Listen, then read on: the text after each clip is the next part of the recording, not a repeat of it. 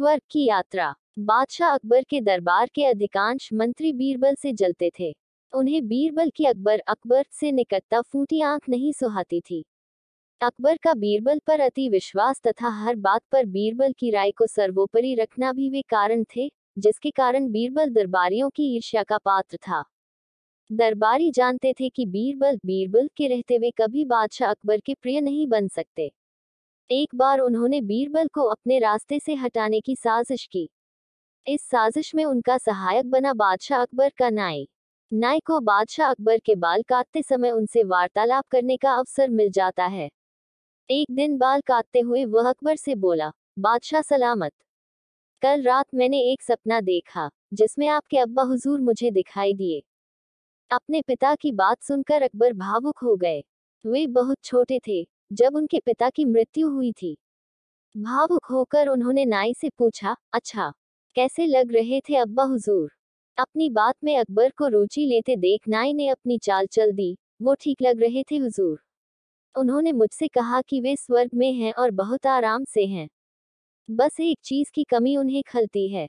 वह क्या? अकबर की उत्सुकता बढ़ने लगी। हुजूर, वहां उनका मनोरंजन करने वाला कोई नहीं है, इसलिए वे खुश नहीं रहते। स्वर्ग से जब भी वे बीरबल को आपको लतीफे सुनाते हुए देखते हैं, तो सोचते हैं कि काश बीरबल उनके पास होता। उन्होंने आपके लिए पैगाम भिजवाया है कि बीरबल को उनके पास स्वर्ग भिजवा दिया जाए।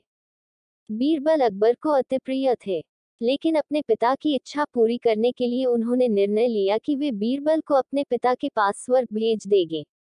अगले दिन उन्होंने बीरबल को अपना फरमान सुना दिया। बीरबल अकबर का फरमान सुनकर हैरान रह गया। पूछने पर अकबर ने नाई के स्वप्न की बात बीरबल को बता दी। बीरबल को समझते तनिक भी देर न लगी कि ये दरबारियों की उसके खिलाफ साजिश है और इस साजिश में नाई भी उनके साथ है। लेकिन अकबर के आदेश की अवहेलना करने का साहस उसमें नहीं था। वह स्वर्ग जाने को तैयार हो गया, लेकिन उसके पहले अपने परिवार के साथ समय व्यतीत करने के लिए उसने कुछ दिन का समय मांग लिया।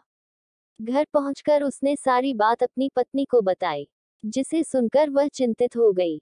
लेकिन बीरबल इस विपत्ति से निकलने की एक योजना बना चुका था।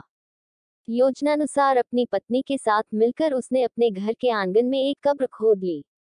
साथ ही उस कब्र के भीतर से अपने शयन कक्ष को जाती एक सुरंग भी निकाल ली।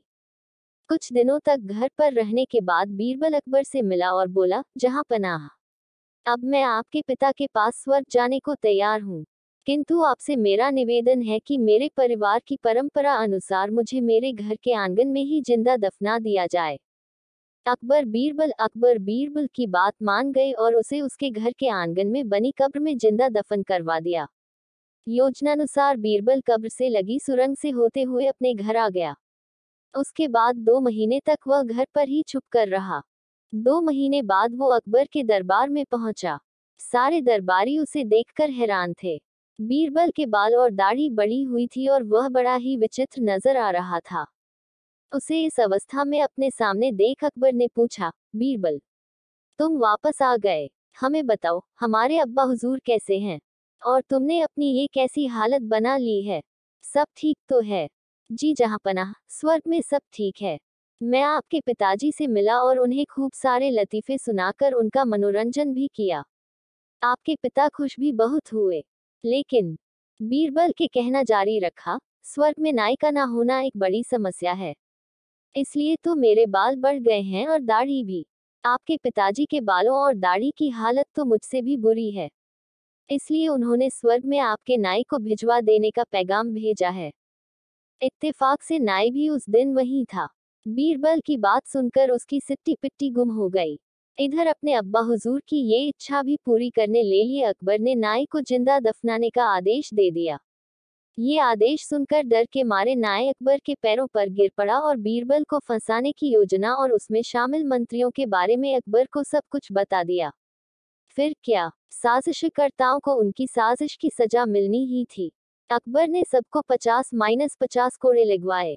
अगर यह कहानी आपको पसंद आई हो तो प्लीज़ मेरे चैनल को लाइक, सब्सक्राइब और शेयर करें। धन्यवाद।